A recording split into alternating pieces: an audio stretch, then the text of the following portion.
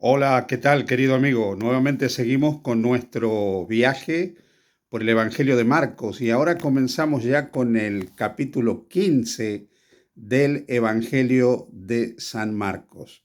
El capítulo 15 del Evangelio de Marcos nos narra ya el momento en que Jesús es llevado ante el concilio, ante el Sanedrín, luego de la agonía en el Getsemaní, luego de su soledad en el huerto de Getsemaní, luego de la traición de Judas, luego del abandono de cada uno de sus discípulos, luego de la negación de Pedro, solo, abandonado, es llevado en presencia del Sanedrín, es llevado en presencia del sumo sacerdote.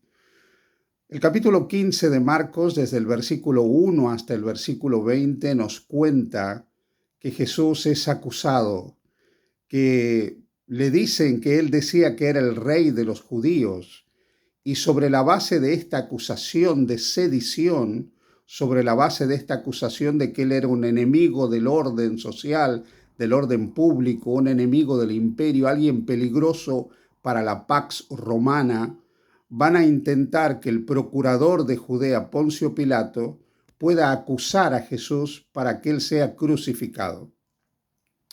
Uno puede preguntarse por qué este relato habla acerca de la crucifixión de Jesús, por qué se eligió la crucifixión y no la lapidación. La lapidación era la forma de muerte que se aplicaba por cualquier pecado de herejía dentro del pueblo de Israel. Sin embargo, ellos insistirían en la crucifixión de Jesús. Aquí voy a detenerme brevemente para decirte que la crucifixión, una forma de muerte sangrienta, dolorosa, espantosa, que ya la practicaban otros pueblos antes que los romanos, era en Roma utilizada para los delitos más alevosos, para los delitos que eran considerados más afrentosos, entre los cuales estaba el delito de sedición, el levantarse contra el imperio. Muchas veces se utilizó en el imperio romano la crucifixión como una forma de pena de muerte, pero también de castigo ejemplar para atemorizar a las personas de que ponerse en contra del imperio romano llevaba finalmente al sufrimiento de la cruz. Sorprendentemente, ellos insisten ante Poncio Pilato de que Jesús era culpable de sedición. Evidentemente, el procurador de Judea, que no quería entrometerse en las cuestiones religiosas del pueblo de Israel, pero por otra parte se daba cuenta de que no había ningún delito, ninguna culpabilidad de ningún tipo en Jesús, intentó de alguna manera soltar a Jesús. El relato de Marcos nos cuenta, como otros evangelios, que debido a la festividad de la Pascua se había tomado como costumbre soltar a algún prisionero. Entre los que estaban presos en ese momento había alguien que había sido acusado por ser un sedicioso.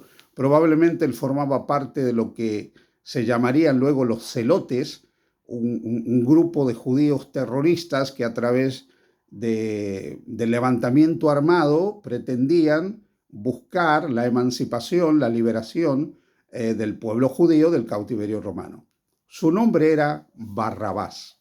Ahora, el nombre de Barrabás es interesante porque el nombre de Barrabás simplemente significa hijo del padre, Bar Abba, hijo del padre. Así que aquí de pronto nos encontramos con uno llamado hijo del padre, pero del pronto también nos encontramos que al lado de él hay otro que había dicho muchas veces que Dios era su padre. Tenemos aquí a dos hijos del padre, Barrabás y a Jesús de Nazaret, que había dicho muchas veces que su padre era Dios. La expresión de Jesús de que él era uno con Dios, de que su padre era Dios, había causado realmente en el pensamiento de los judíos, del Sanedrín, de los fariseos, había causado un sentimiento muy adverso hacia Jesús. Que él se presentara como uno con el Padre, que él dijera que era el Hijo del Padre, que él utilizara el título Hijo del Hombre, que era una expresión que ya aparece en el libro de Daniel reservada para el Mesías. Esto produjo un rechazo tremendo en la élite religiosa del pueblo de Israel.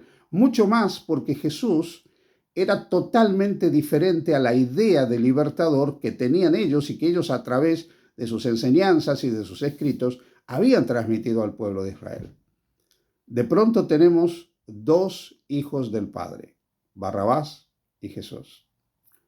En una de sus enseñanzas, Jesús se había dirigido a los escribas, a los fariseos, y les había dicho: vosotros sois hijos de vuestro padre el diablo. Bien podríamos decir que aquí tenemos a un falso hijo del Padre y a un verdadero hijo del Padre. Podríamos decir que tenemos uno, Barrabás, que es hijo de su padre el diablo, y tenemos al verdadero hijo del Padre. Jesús va a ser presentado ante una multitud furiosa, enardecida, muchos de los cuales una semana antes le habían vitoriado como rey Mesías, muchos de los cuales habían alabado su entrada triunfal a Jerusalén.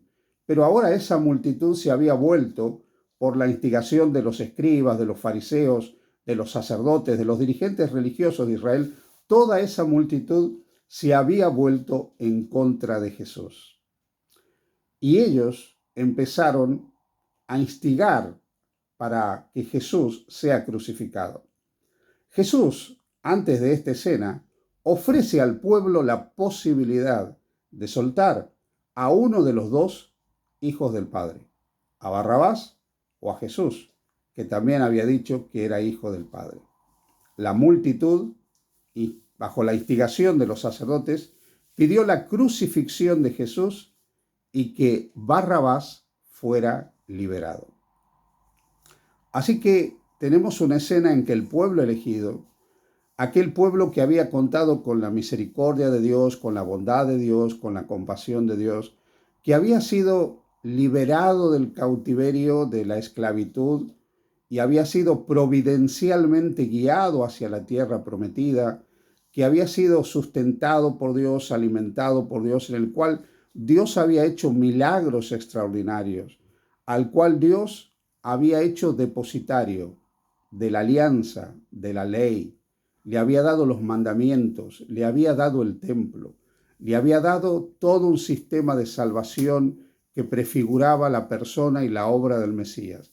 Ese pueblo que había recibido también la palabra de Dios, ese pueblo que había sido elegido para ser la luz del mundo, para prepararse no solo ellos, sino al mundo para la venida del Mesías, ese pueblo ahora estaba rechazando a aquel del cual habían hablado durante siglos todos los profetas de Israel, a aquel del cual durante siglos se había leído en las sinagogas, en el templo, que como aquel que vendría a redimir a Israel. Ahora ese pueblo estaba pidiendo que su Mesías, que su Salvador, el verdadero Hijo del Padre, sea crucificado y el falso Hijo del Padre finalmente sea liberado.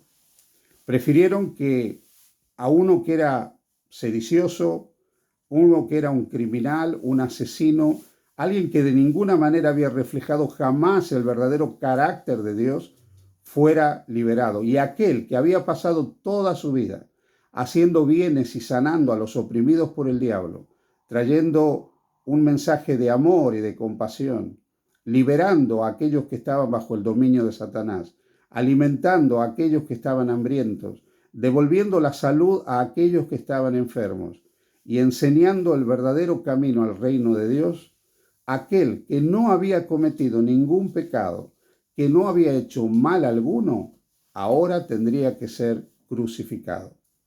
La elección que hizo aquel día el pueblo de Israel, cuando no reconocieron al Mesías como su rey, cuando dijeron que no tenían más rey que el César, cuando pidieron que un falso hijo de Dios sea crucificado y el verdadero hijo de Dios vaya a la cruz, selló finalmente su destino para que dejen de ser el pueblo elegido.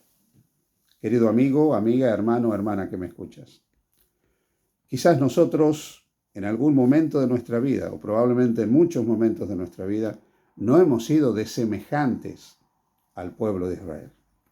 A lo largo de la vida todos tenemos que tomar decisiones, todos tenemos que elegir. Y tenemos que elegir entre la verdad y la mentira. Y Jesús nos dice: yo soy el camino, la verdad y la vida. Nadie viene al Padre sino por mí. Podemos elegir falsos mensajeros de Dios, falsos hijos de Dios. Podemos elegir la mentira, el error, el engaño, o podemos elegir la verdad en Jesús, aceptándolo a Él como nuestro Señor y Salvador personal, abriendo nuestro corazón a la verdad de su persona, de sus enseñanzas, del Evangelio, y recibir en consecuencia la salvación que Él nos tiene prometida.